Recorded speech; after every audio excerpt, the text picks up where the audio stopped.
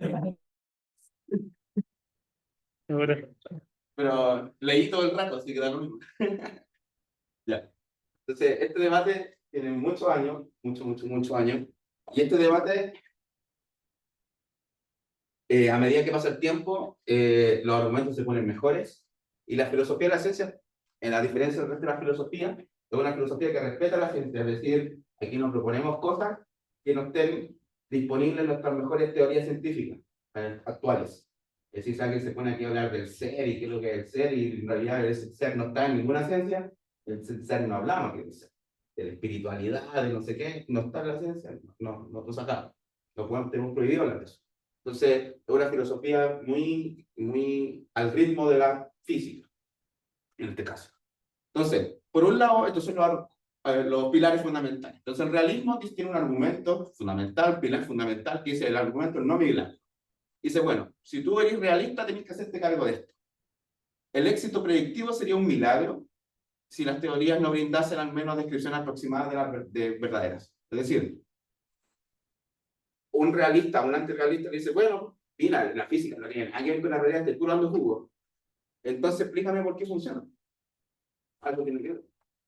Entonces, uno dice, en los sucesos cambios teóricos, cuando una teoría va cambiando, evolucionando, perfeccionándose, hay elementos que acumulativamente se preservan y además son responsables del creciente éxito de las teorías. Y aquí el ejemplo siempre usa es la ley de Snell, al principio de la geometría óptica, y después vino Maxwell y a la electrodinámica covariante obtenemos el mismo resultado de la ley de Snell, pero las teorías físicas son totalmente distintas, proponen cosas totalmente distintas. Antes era que la luz caminaba por caminos rectos y cambios de medio, y ahora resulta que hay campos y hay paquetes de onda, etc. Pero el fenómeno es el mismo y la ley de Snell no cambió, pero la teoría cambió, evolucionó. Pero algo que se mantuvo, la ley de Snell. Entonces, un antirrealista tendría que tratar de argumentar en contra de eso, y eso es difícil. Viceversa, un antirrealista le dice a un realista, mira, mi pilar fundamental y argumento es la inducción pesimista. Y dice, la historia de la ciencia, si yo la veo como una sucesión de teorías refutadas, que por lo demás son incompatibles entre sí, por ejemplo, el Snell es incompatible con la electrodinámica, si es que pensamos que lo que proponen son cosas distintas, entonces por inducción se infiere la futura refutación de la teoría actual. O sea, siempre tengo Newton funciona, chuta, no tengo en cuenta que lo predice momento de Mercurio, chuta, la refuté, avancé a relatividad especial, avancé a relatividad general, avancé a otra cosa, no sé. Entonces, en la historia siempre ha pasado eso, por lo tanto, nada me dice que no va a volver a pasar. Entonces, el realista tiene que tratar de contestarle al antirrealista.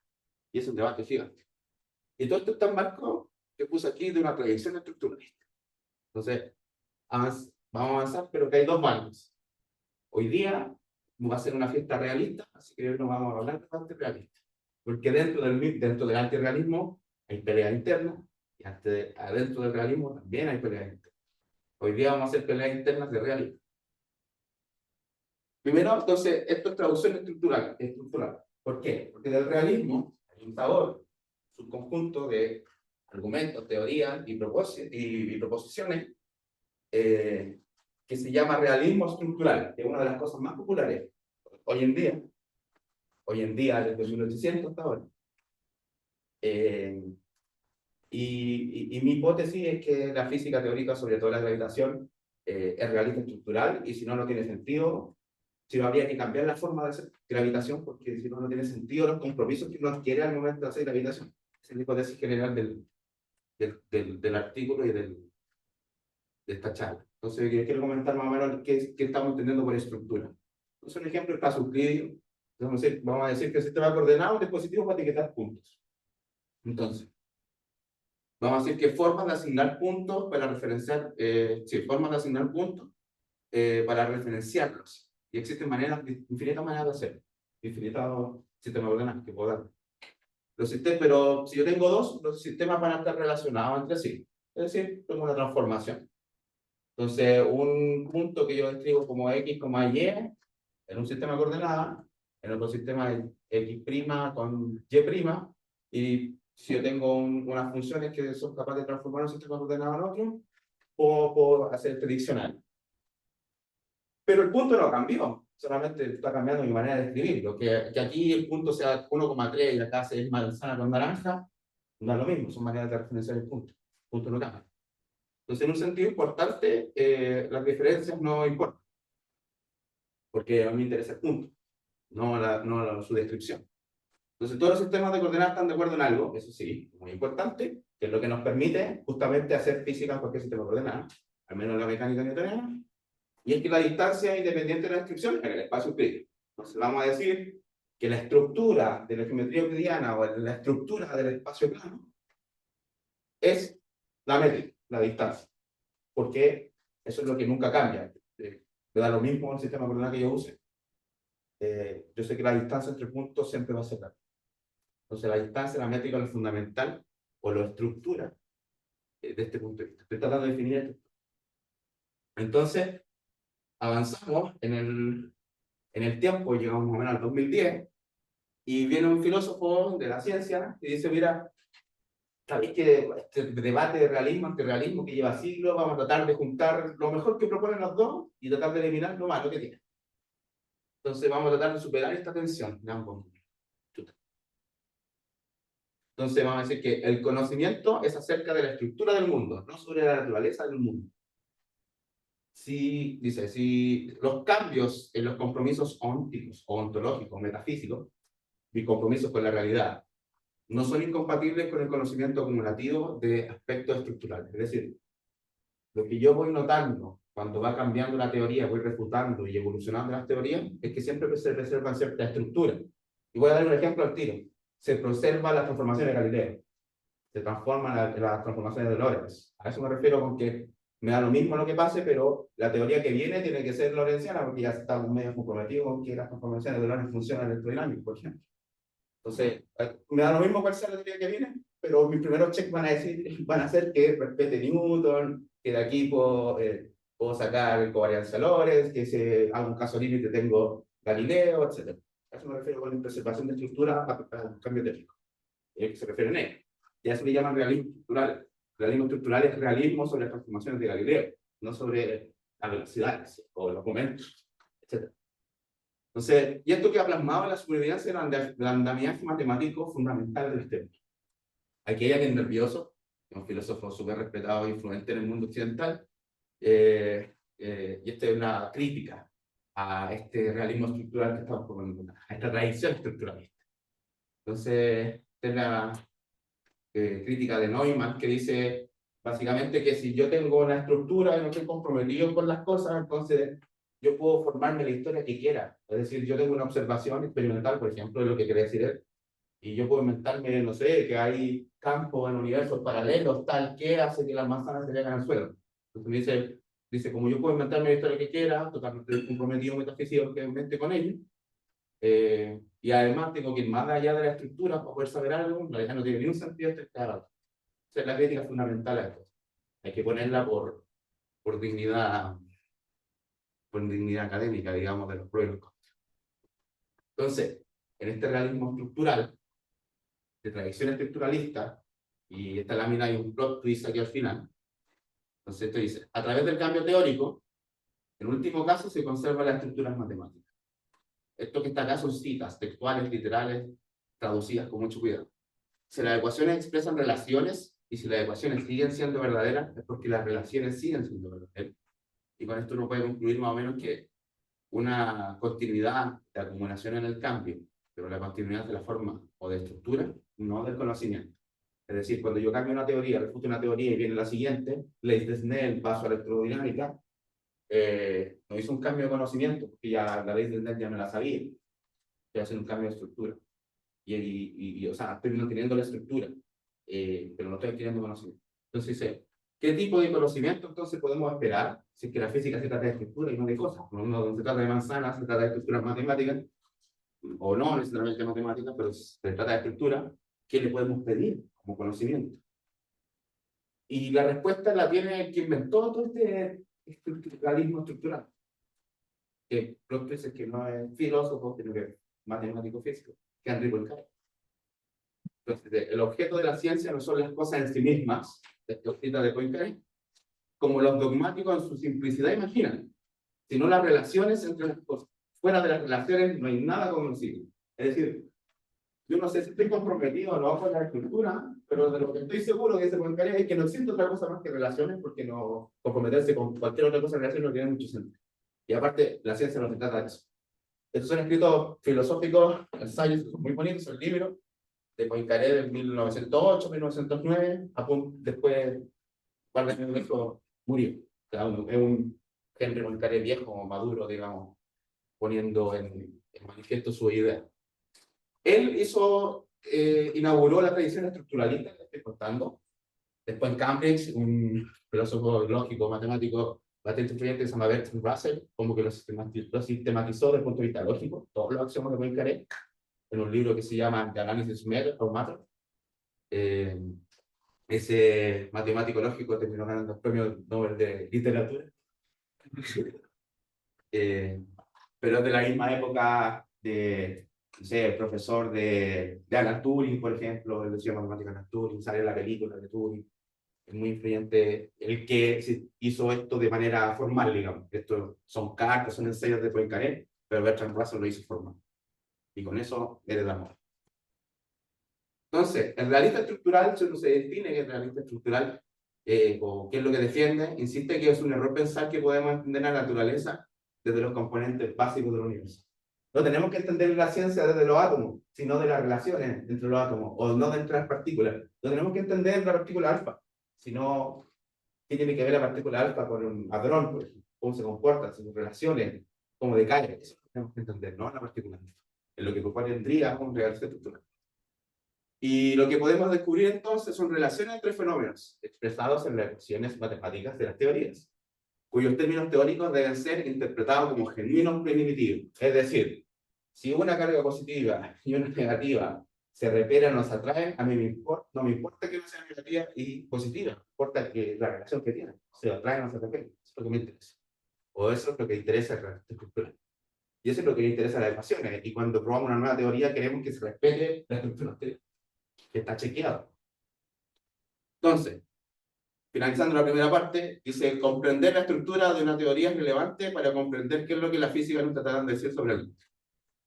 Entonces, ¿cuál es la relación entre la estructura del espacio matemático, de las ecuaciones que escribimos, en la cual está formulada una teoría, y la estructura del espacio físico de acuerdo a dicha teoría? Entonces, un ejemplo para que se entienda, si yo miro una teoría y quiero preguntarle a la teoría, ¿qué me está diciendo sobre el mundo? Vamos a dar un ejemplo de cómo responder eso. Entonces, en el caso de la geometría euclidiana, la estructura, geometría euclidiana me refiero a mecánica newtoniana, dice la estructura es dada por cantidades que se mantienen intactas bajo cambios de coordenadas. Entonces la descripción son de coordenadas y son las características intrínsecas. Entonces la estructura del espacio euclidio es la métrica. En el caso de Newton, mecánica newtoniana, tenemos que cualquier sistema de coordenadas es solo una lección arbitraria de descripción, se supone, ¿cierto? Entonces, una cantidad que depende del sistema de coordenadas no es fundamental en el mundo de Newton, desde la perspectiva estructuralista, como por ejemplo la velocidad. Aquí uno ya se podría poner nervioso como físico, y como está diciendo que la velocidad no es fundamental en el mundo de Newton. Bueno, no, porque depende del sistema de coordenadas. Si se mueve, por ejemplo, o si se acelera el sistema de coordenadas, no hay mucho que hacer. No es fundamental la velocidad que llevamos. Entonces, en el caso de la relatividad especial, por ejemplo, las distancias temporales no son parte de la estructura fundamental, porque la distancia que se mantiene constante, que es independiente del sistema de coordenadas, no es la distancia temporal, sino la distancia espacio-temporal. Esto de que la simultaneidad es relativa, hace que en realidad no son las distancias como en el espacio euclidio tradicional las que se mantienen constantes, no es el tiempo, sino que el espacio-tiempo son las distancias espacio-temporales. Métrica de mil cosas. Es la métrica de ese nuevo espacio, que luego que diga. Entonces, las teorías contemporáneas son típicamente formuladas en términos abstractos, que son invariantes, hay objetos geométricos y que están por encima de elementos dependientes de la elección arbitral. Entonces, en la física teórica nos enfocamos harto en los objetos que son geométricos, sobre todo, que son abstractos y que son invariantes. Nos gusta las cosas que son invariantes, nos gusta la simetría. Y es porque nos gusta la estructura. ¿Realmente? ¿Por qué nos gusta la estructura? Porque de alguna forma somos todos nietos de Poincaré, que al final, aquí, contexto de gravitación, eh, puro Poincaré. Entonces, esta es la última lámina de realismo y vamos a pasar a la física dura y difícil. Entonces, existe el realismo estructural, y esto es una formalización, digamos, como proposiciones de silos. Yo, yo encuentro adorable a Silos, no sé cómo enojarme con él. Entonces, el realismo estructural viene básicamente en dos sabores. Estos dos saberes comparten estas tres hipótesis y luego se dividen. Entonces, la primera, realismo estructural. Las teorías científicas nos revelan, por medio de su estructura matemática, la estructura de la realidad. Dos, la estructura matemática es compatible con diferentes ontologías, diferentes metafísicas. Yo puedo hacer una teoría, por ejemplo, Newton, no mecánica clásica, Newton. F igual a M por A. No puedo meter ley de Hooke en Newton. Si yo soy estricto purista newtoniano, no puedo hablar de resortes de Newton, porque no cumple F igual a M por A. Tengo el potencial de la velocidad. Entonces, para hacer Hooke, tengo que abrir mi compromiso ontológico donde puedo incorporar cosas que no son ni F igual a M por A. O, por ejemplo, en Newton tampoco hay partículas. Si yo quisiera hacer mecánica clásica de partículas, o sea, de pelotas, de puntos, miento, estaba pura una tontera. En Newton no hay ondas. Si yo quisiera hacer mecánica clásica con ondas, no podría, porque no hay onda en el mundo de Newton. Si me encuadro en Newton.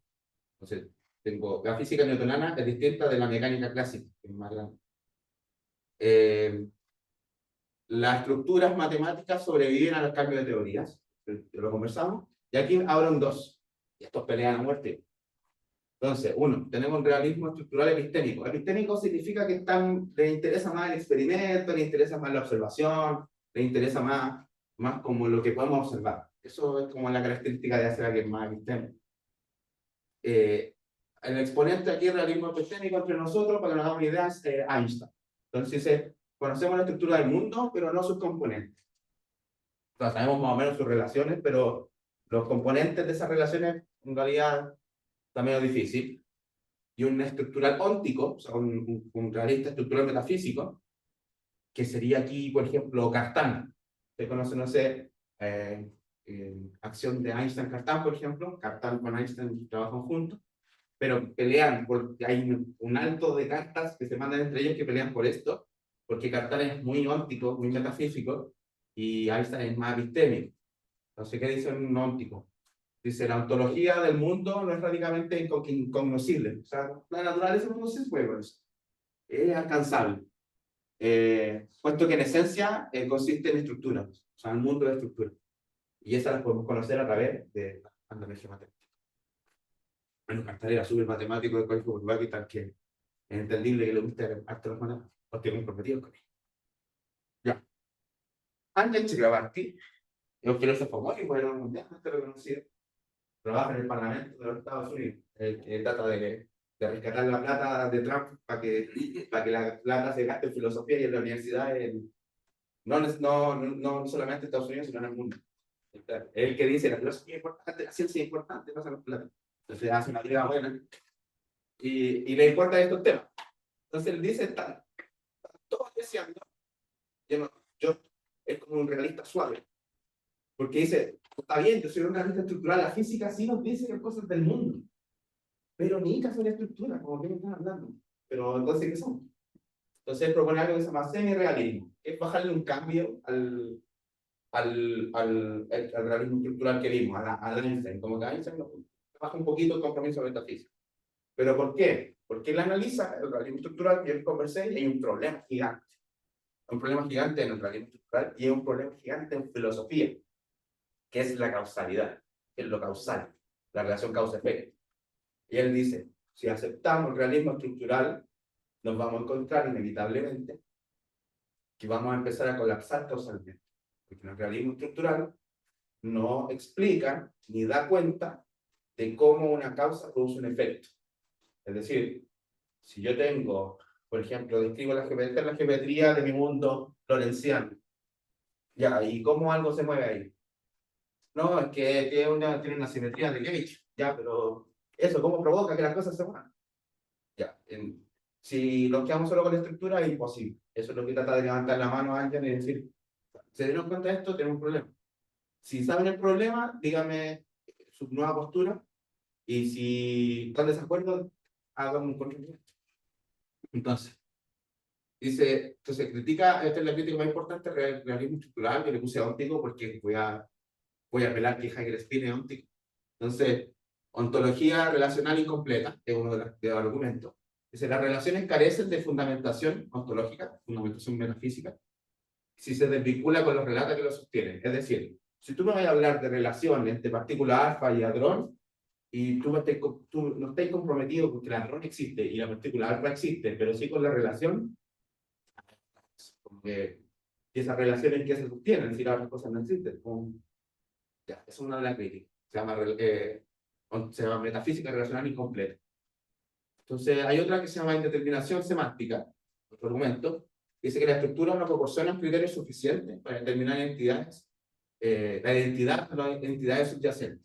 Hay un problema con mecánica cuántica, porque cuando los filósofos se enteraron que los físicos ya trabajamos con función de partición y estadística de, o sea, Einstein y de Paul, se dieron cuenta que toda la filosofía que está ahí no servía, porque hay un principio fundamental en la filosofía que lo puso Leibniz de cálculo, digamos, de Leibniz que conocemos, se llama principio de identidad del indescendible.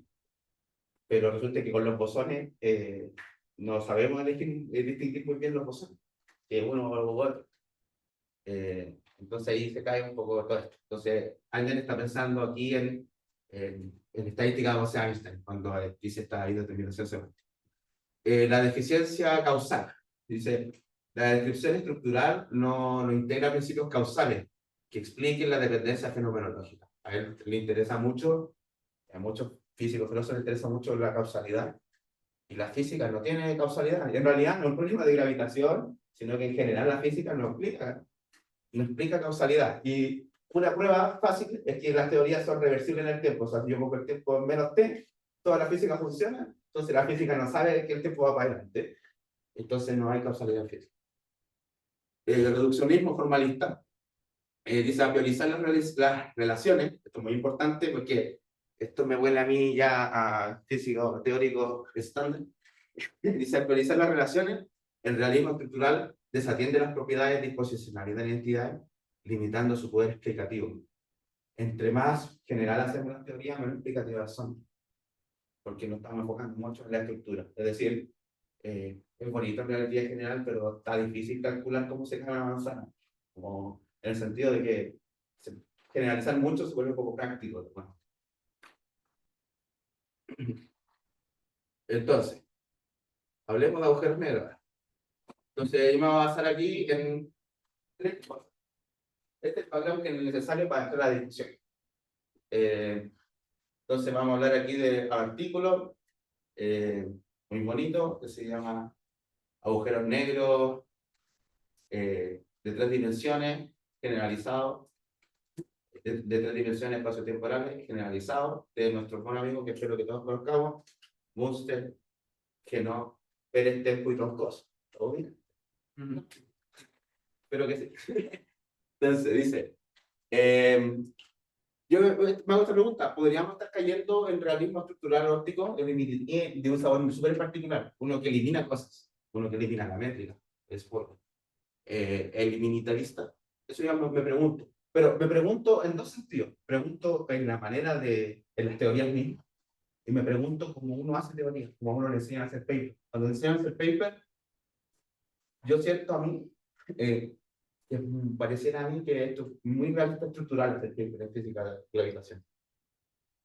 Entonces, el qué hacer, el cómo se hace, y aparte la teoría, me pregunto si es que podemos argumentar que es realista estructural o no. Ese realista estructural hay que aceptar los pros y los contras, y como sabemos los contras, bueno, porque así nos podemos defender o tratar de mejorar al momento de hacer papers. Entonces, otra pregunta, mediante alguna teoría actual de la causación, voy a decir al tiro, ¿qué es eso? ¿Es factible exponer una relación causa-efecto en Heidegger-Speed? ¿En gravedad Heidegger-Speed? Spin gravity. Entonces, yo quiero hacer una diferencia. Teoría actual de causación. Si yo digo causalidad, yo estoy seguro que la mayoría va a pensar en conos de luz. En la estructura causal, conos de luz. La causalidad en filosofía es una cosa totalmente distinta, no tiene nada que ver. Las teorías de causación intentan, desde la filosofía, describir exactamente el mecanismo mediante el cual una causa-efecto sucede. Porque los filósofos alegan que en física no hay causalidad, o sea, describen cosas, pero no escriben el mecanismo causal. Entonces, y uno puede decir, ya, pero mira, la manzana se cae porque hay gravedad. Perfecto, eso es una explicación. Ah, es que la gravedad es causada por la curvatura del espacio-tiempo. Perfecto, es una descripción. Vamos, ¿cuál es la causa-efecto? ¿Qué es lo que ocurre? Entonces los filósofos dicen, no me está hablando de causa-efecto, me está hablando de correlación de eventos. Tiene que pasar eso para que eso pase después. Tiene que hacerse de noche para que el sol salga y salga de día. Pero eso no es causalidad, eso es correlación.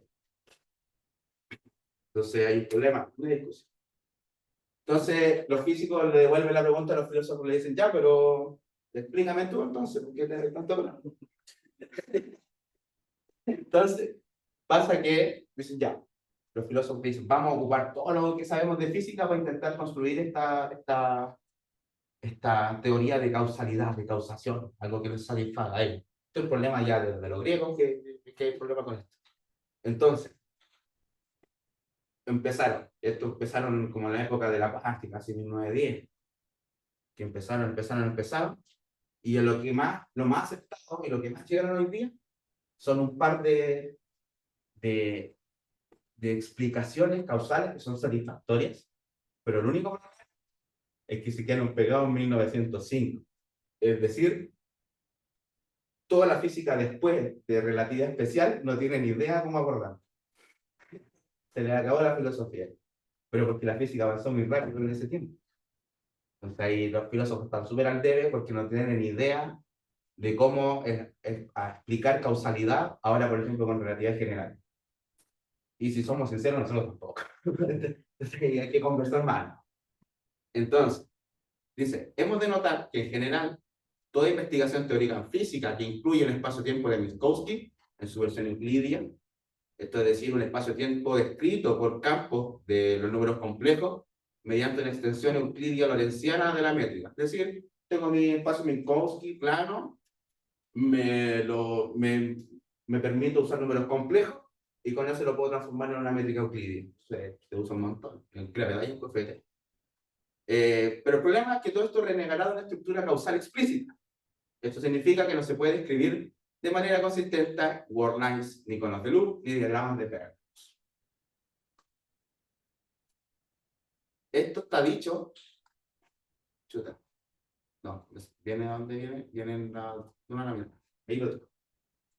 Mira, yo se los conté rápidamente, pero estas son, aquí me olvidé que tenía la mente. Estas son las teorías de causación filosófica que yo les he hablado. Entonces hay 4 áreas, 4 aristas o 4 formulaciones. Entonces hay una que se llama causalidad regularista. Dice, aquí es lo que piden y son los problemas. Yo como físico no le creo a ninguna de estas, pero a los filósofos les gusta mucho. Pero por eso puse ahí cuáles son los problemas. ¿Por qué como físico me gusta? Porque estoy más actualizado en la física que ellos, entonces digo, esa ya pasó hace un año. Pero me voy a contar igual porque... Entonces, los regularistas dice, requiere una procedencia temporal clara entre causa y efecto. La simetría temporal es fundamental para identificar la relación causal. A mi teoría parece que no le importa la simetría temporal, por lo tanto, la única que tengo es la termodinámica y es súper no fundamental, así que no me importa. Entonces, ¿cuál es el problema? Que sistemas donde el tiempo no tiene orientación bien definida, por ejemplo, que vamos a hablar en Heisenberg, donde el tiempo es cíclico y que desde el periodo 2pi, es decir, es un círculo, tiempo, bueno, ahí está más claro definir la simetría temporal. Entonces, esta condición no se cumple, lo que desafía la aplicabilidad de esta teoría. Chao, nos echamos la causalidad regular. ¿Con qué? Con un poquito de física del 1980. Causalidad por transferencia. Dice, implica que se transfiere implica que lo que se transfiere debe ser una cantidad conservada en el tiempo. Según la energía. Va bien, filósofo, va bien. Dice, una teoría basada en los teoremas de Noether, por ejemplo, las cantidades conservadas deben ser definidas a lo largo del tiempo. Entonces, este filósofo, que es Lee Smolin, es físico también, Oxford. Entonces, bueno, el físico sabe. Dice, mira, yo voy a definir causalidad porque es donde se cumple el teorema de Gödel. Y a nosotros igual nos gusta el teorema de Gödel. Está ahí. El único problema es que esto es viejo igual, tal que no parece que no se enteraron que había covarianza. Entonces, las cantidades conservadas no tienen que ser en el tiempo, sino que en el espacio y en el tiempo. Al mismo tiempo, además. Y en teoría general sabemos que igual hay unos motes de aplicar el teorema de Gödel en gravedad, no es directo. Entidades de Watt, etc. Entonces, también hay problema. Otra que se llama causalidad como interacción. Dice, se basa en las worldlines, digamos, de Stiglitz, para describir procesos causales e interacciones. Entonces, la causalidad se define a través de la continuidad de las cantidades conservadas a lo largo de las worldlines. O sea, si yo tengo una partícula, tengo mi worldline, y mientras se conserve todo lo que se tiene que conservar en esa worldline, soy causalmente consistente. Ya, perfecto. El problema es que adoptar estos principios de sistema donde las líneas del mundo no tienen una geometría convencional, o las cantidades conservadas no están definidas claramente, es un problema. Ya lo de cantidades conservadas definidas, en eso estamos en física, estamos tratando de definirlas bien. Y lo que es más raro es que ustedes me dirían, pero ¿y en qué mundo las líneas de mundo, para la redundancia, no están bien definidas? Bueno, en teorías que son topológicas, por ejemplo, donde no hay espacio medio. Entonces ahí no podemos hablar de causalidad. Y por último, que es lo que ya nos queda como último recurso, hay muchas teorías filosóficas de la causalidad y demandan lo siguiente: una temporalidad bien definida para establecer la relación causa-efecto y una conversión de cantidades como evidencia del nexo causal. O sea, si yo pasan dos eventos, descríbeme cuál es el nexo causal entre esos dos eventos. Y el problema es que estas demandas se vuelven problemáticas en sistemas donde el tiempo o el espacio-tiempo tienen características no estándar, como direcciones múltiples, soluciones degeneradas, por ejemplo, o estructuras no convencionales. Ahora sí, los problemas que yo voy a hablar de Heidegger-Speed, para que me crean, esto es solamente para que me crean. No solo me ocurrieron a mí, tal que esto es un review letter de unas lectures muy bonitas de las Alekas. Y si no me creen, le preguntan a ella la próxima semana que es misma. Entonces, Alejandro, profe de aquí, o sea, de la Carton, trabaja en Cambridge, cuando estaba en Amsterdam. Tiene esta lecture muy bonita, a mi gusto, del 2016, para aprender harto sobre Heidegger Spin Black Hole en ADS, en ADS3, en Gravity. Y vamos a leer el abstract de la lecture. Dice, la gravedad tridimensional es conocida por ser una arena poderosa para explorar aspectos perturbativos de la gravedad cuántica. Particularmente es útil una arista que es la formulación de Chern-Simons de la gravedad de spin alto en la DS3. Esta configuración nos permite a nosotros explorar y testear el log detrás de la mecánica de los agujeros negros.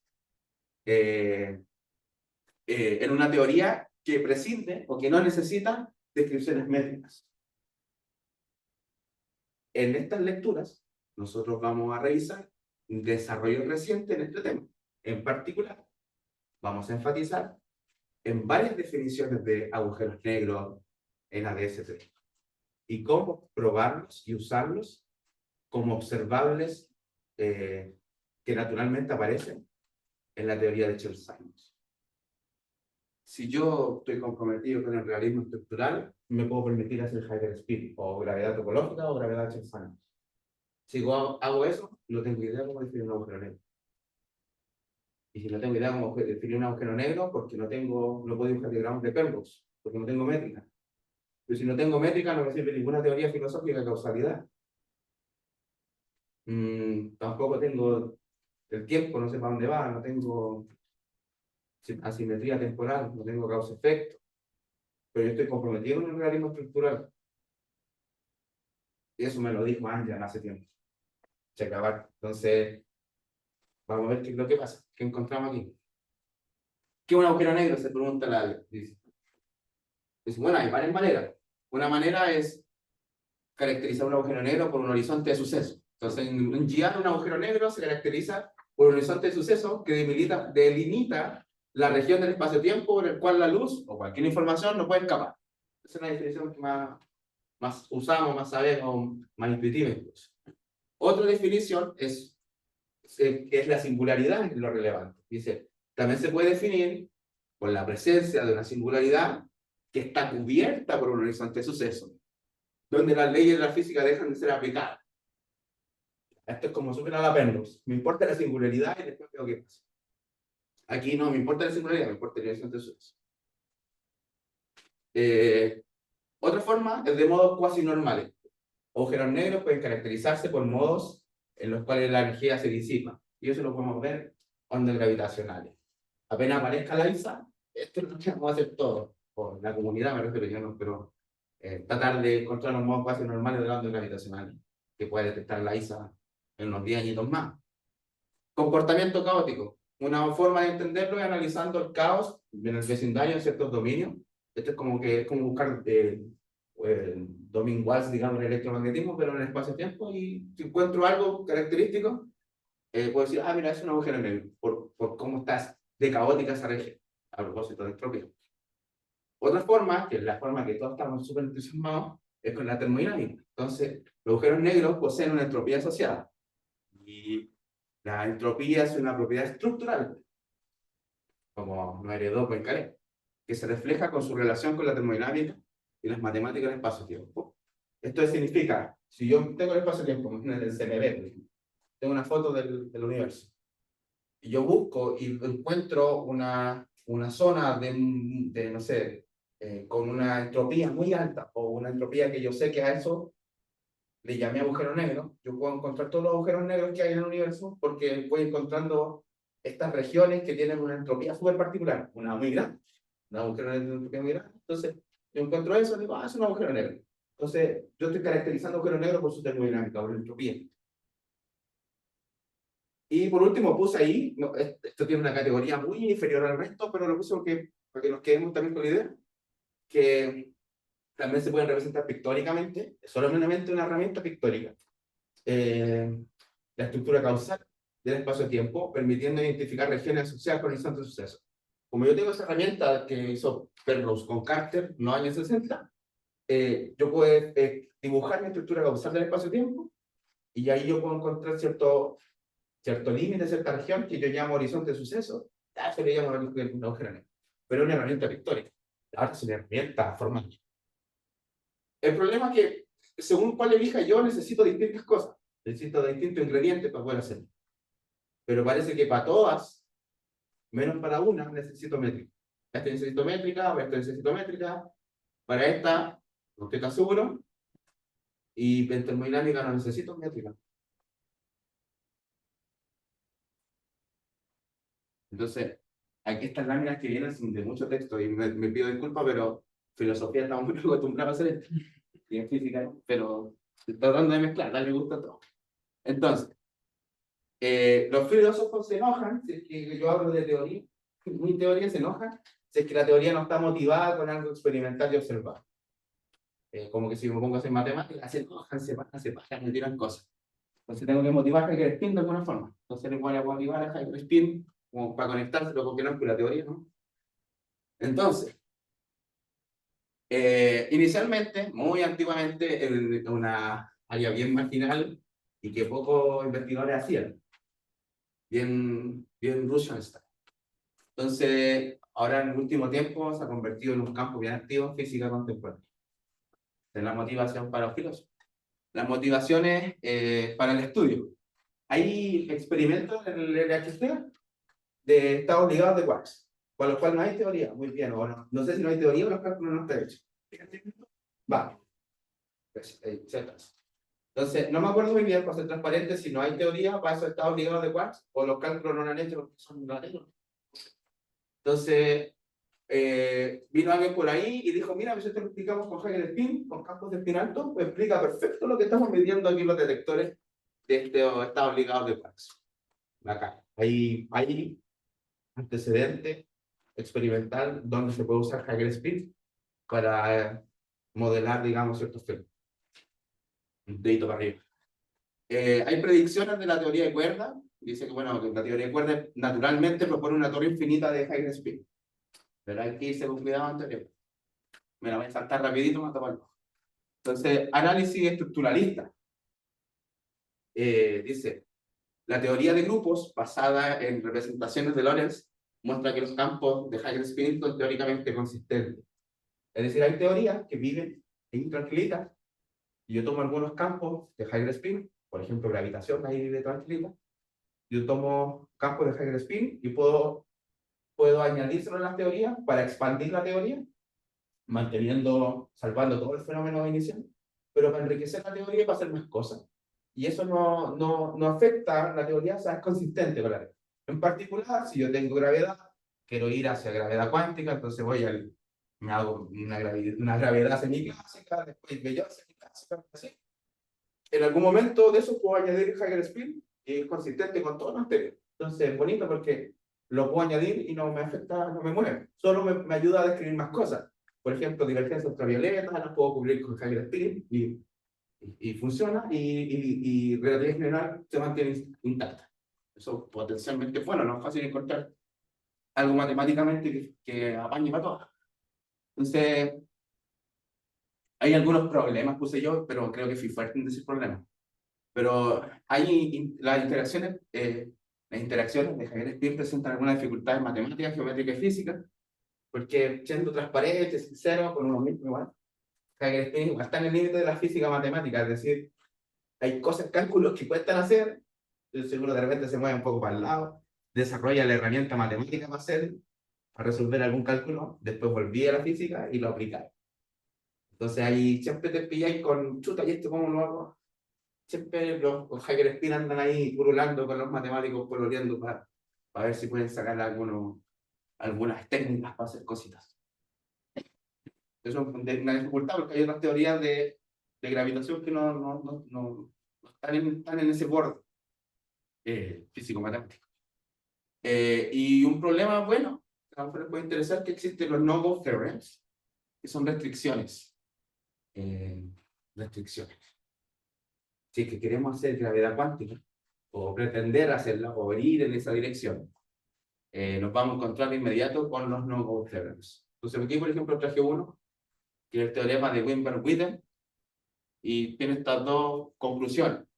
Dice, las teorías covariantes Lorentz prohíben partículas sin masas con mayor espino a un medio y con carga distinta de Z. Si queremos encontrar una partícula cuántica en la gravedad, este teorema de Wimber-Witten nos dice que el spin tiene que ser menor que un medio y sin más. Y si no, no lo hagáis en una teoría covariante Lorentz. Y no solo, pero si gravedad covariante Lorentz, ¿qué hacen? Tenemos que cambiar gravedad. Nos ponen no-go theorems. Difícil. Y la otra es que la teoría, dice una teoría con un tensor de energía momento covariante, excluye partículas sin masa con mayor spin 1. Es decir, mira ya, te dejo que el spin sea mayor que 1, pero no le podéis poner masa si es que queréis ponerle un tensor de energía de momento a una teoría covariante. Chuta, ¿qué nos dice esto? Si tú querías ocupar Hagen spin para ir en una dirección de gravedad cuántica, semiclásica o bellón, o tratar de hacer algo con divergencia ultravioleta, solo voy a tener que acoplar a una teoría de relatividad general o de gravitación que no sea covariante. Y uno dice, pero si relatividad general a la Einstein con anteriores, y si me cambio, estaré traicionando a Einstein, te habré fallado, o es otra teoría distinta, o la misma, o una formulación no manda que cambie. Bueno, tratemos de averiguar. Entonces, limitaciones de la gravedad cuántica, dice las partículas, como el gravitón, que es de spin 2, cagado con la covarianza Lorentz, o el gravitino, que es supersimétrico, 3 medios, tampoco tiene que estar fuera, porque no puedo usted, porque Witten, porque Witten poniendo reglas. Entonces, no son compatibles en un marco covariante Lorentz. Y la gravedad cuántica enfrenta desafíos como la normalización de la gravedad y la definición de observable invariante de Ricci. En ese aspecto me acuerdo del efecto Aronoff-Bohm, que es más o menos eso, o sea, hay inspiraciones menos esotéricas, digamos, que la gravedad cuántica en cosas que sí son problemas. Por ejemplo, esa observación del efecto Aronoff-Bohm, como lo explicamos en algo que no sea gauge. Modelos simplificados de la gravedad. Entonces, nosotros nos gusta mucho, como nosotros decimos los físicos, ocupar toy models. Digamos, vamos al 2 más 1, al 1 más 1, n dimensiones pares, n dimensiones pares, etc. Entonces, aquí uno puede hacer cositas. Acuérdense que el problema de la ALE es definir agujeros negros. Entonces, vamos a ocupar un toy model, relatividad general en 2 más 1, con una teoría. Esta teoría no tiene grados de propiedad, de grados de libertad propagante, ondas gravitacionales. Está formulada como una gravedad de 3 años, o sea que es topológica, y es completamente topológica independiente del background. Eso es importante. Extensiones de campo de Higher Spin dice que la gravedad de Chern-Simons se generaliza añadiendo grados de libertad mediante la ampliación del grupo Getch. Entonces, tenemos gravedad 2 más 1, Chern-Simons, que no tiene grado de libertad propagante. Y uno se escucha que fome porque esta no tiene dinámica, entonces le podemos poner dinámica con Higher Spin. ¿Qué es lo que dije antes? Que uno puede poner Higher Spin como algo que enriquece mi teoría que tengo. Entonces, las limitaciones topológicas es que al ser topológica carecen de estructura bien definidas, no tengo métrica, no tengo causalidad, eso ya nos dijo Einstein. Ale nos dice, nos advierte lo mismo, o sea, físicos nos advierte lo mismo, filósofos lo mismo, pero entonces tenemos que escuchar si nos dice lo mismo. Tenemos que replantearnos si estamos bien o no. Entonces, ahora ir más rápido para terminar, que yo creo que ya estoy en el tiempo. Ya, entonces ahora termino 3 minutos. Entonces, yo quería mostrar aquí cómo evidenciar desde el punto de vista físico, ya no filosófico. El punto de vista filosófico es el de Einstein. Mira, ustedes físicos son realista estructural, si no nos explica cómo hacen física, y eso les va a traer problemas causales. Y ahora, eso es el filósofo, no lo que estamos hablando de tonterías. Pero podemos hacer lo mismo desde la física. Ahí cuesta más pelear. Entonces, vamos a mostrar cómo la teoría de spin alto, de Higher Spin, puede ser justo donde se pierde la capacidad de elaborar una estructura del espacio-tiempo, es decir, se diagrama de Penrose, y también vamos a caracterizar un agujero negro sin la necesidad de estructura causal. Entonces, agujero negro sin estructura causal. A los físicos. Complicado, suena raro. Entonces, la gravedad con constante cosmológica negativa, ¿cierto? ADS3. Bueno, esta es la conclusión, esta es la lámina final. Entonces, 2 más 1 en ADS3 es una teoría de Chern-Simons full estructural, full topológica, full simétrica. Vamos a sustituir las variables métricas tradicionales por una descripción en términos de grupos de gauge. Y súper específico para esa teoría. Ahora lo que nos importa son los SU2, CRU, SL2,2, eso es lo que me importa, no la métrica, el grupo, la álgebra de Lie. Entonces, vamos a realizar una extensión analítica que transforma la métrica de Minkowski a la métrica euclidiana, volviendo a la imaginaria, o sea, usando el número imaginario. Esta extensión aprovecha herramientas matemáticas que los físicos sabemos harto para analizar estas propiedades geométricas, el paralelismo y la metricidad, la conexión de spin y el Firman. La gravitación euclidia con constante cosmológica negativa. En este caso, lorentziano, el espacio-tiempo está descrito por un espacio tridimensional de Lobachevsky, geometría hiperbólica, ADS3, todos son los mismos nombres. La continuación euclidia permite describir el mismo sistema en términos de geometría euclidiana. O sea, bien parece que nos perdemos física, estamos haciendo la descripción. Pero si somos estructuralistas deberíamos estar enojados con esto, o no, no sé, no sabemos, vamos a ver enseguida. Entonces hacemos una rotación de Wick, y ahí ya empiezan los problemas, que hace la rotación de Wick-Nocratis, y vamos a terminar entendiendo que el tiempo es un círculo. Y los agujeros negros no se ven como se ven en relatividad general. Y entonces el cambio implica que la acción lorentziana, este es un I, esto es I de imaginario, acción lorentziana es igual a la acción euclidiana. Entonces la métrica de Minkowski se sustituye por una métrica euclidiana estándar, proporcionando una representación geométrica alternativa. Es decir, mantuvimos las propiedades relacionales de relatividad general, pero estaba una teoría totalmente distinta. Y eso nos explica que no somos realmente estructural, porque si no, no tiene sentido hacer eso. Entonces, por último, dice, no es sorpresa que ya con estas transformaciones matemáticas lo que hemos hecho es cambiar la estructura de la teoría a una que ópticamente ha eliminado, metafísicamente ha eliminado, ya no está comprometido con, o más bien no es necesario referirse a ciertos componentes básicos de la formulación tradicional, que es la métrica, que Einstein, a la Einstein sin métrica no tendríamos relatividad general, pero resulta que ahora podemos hacer gravedad sin métrica, como raro. Y de un cierto punto de vista uno puede argumentar, puede arguir, que es una estructura mucho más fundamental. Y esto es la Jill North, que es una física de Rutgers, que tiene un libro que también recomiendo, que se llama Physics, Structure and Reality. Y bueno, Zanelli en el 2012 nos dice, mira, si nosotros hacemos esto es un review de Chern-Simons Forms and Gravitation Theory, clásica en Quantum Gravity. Dice ahora, si consideramos esta forma de hacer gravitación euclidia lorentziana, manteniendo la estructura lorentziana, pero en un espacio euclidio, métrica euclidiana, para teorías con cualquier spin, podemos realizarlo sin absolutamente ninguna ni a la métrica, ni a la metricidad, ni al paralelismo, o sea, sin ocupar conexión de spin, sin ocupar feedback, y sin ocupar el álgebra del grupo de gauge. Y por lo tanto uno puede decir que la acción lorentziana es igual a la acción euclidia, y Zanelli nos dice que igual es proporcional a la parte imaginaria de la acción de Chern-Simons. Tal que parece que somos estructuralistas después de todo, porque un antirrealista esto no lo podría hacer, no tiene justificación. Entonces, este es un dibujo que hace la ALE, así se ve un agujero negro en el espacio euclidio, en Chern-Simons y en Higher-Spin. Se ve como una dona sólida con periodos pi. Ahí ya no siquiera, el tiempo es este es el tiempo. Yo no entiendo eso. Puedo hacer cálculos, pero no entiendo. Como yo creo, me disculparán la mayoría de los físicos.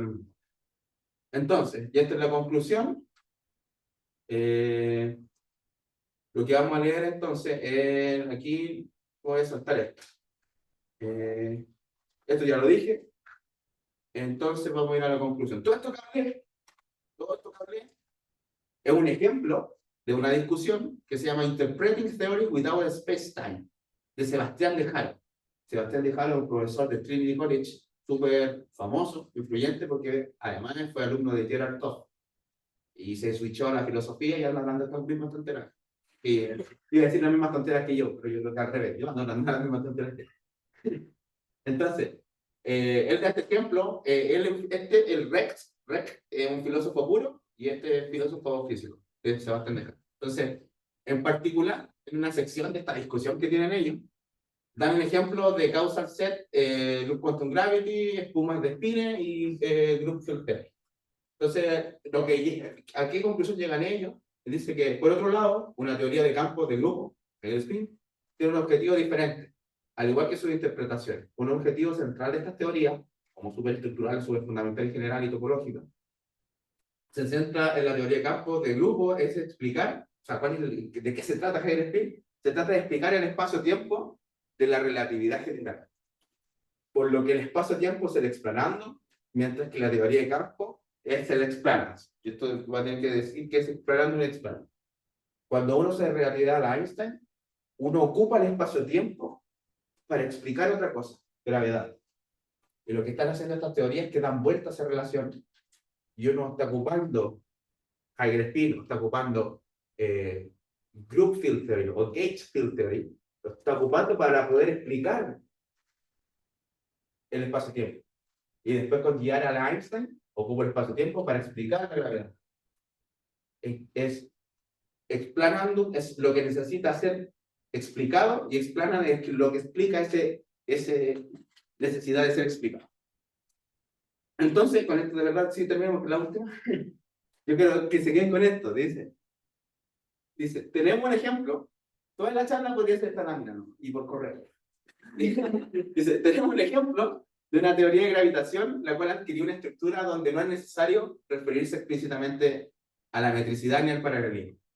Es una teoría que requiere menos ingredientes para en particular caracterizar un agujero negro.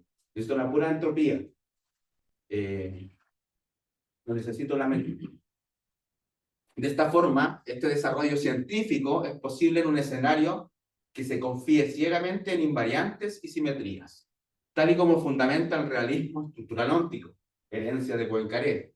Es decir, en este caso en particular, y casos donde la teoría termina sin estructura causal, solo es consistente bajo la luz de Este argumento, de toda la charla es un argumento, admitir ser realista estructural cuántico, y el que diga que no tiene que defenderse.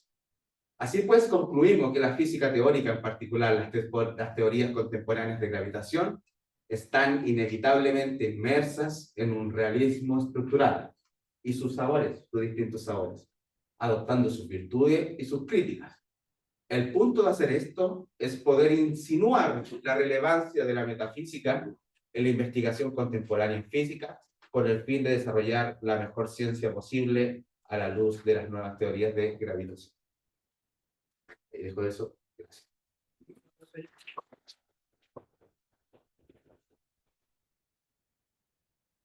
Como estamos pasado de tiempo, las preguntas las hacemos en el corte. Y bueno, ya nuestro proyecto de nuevo. Gracias por el espacio del tiempo.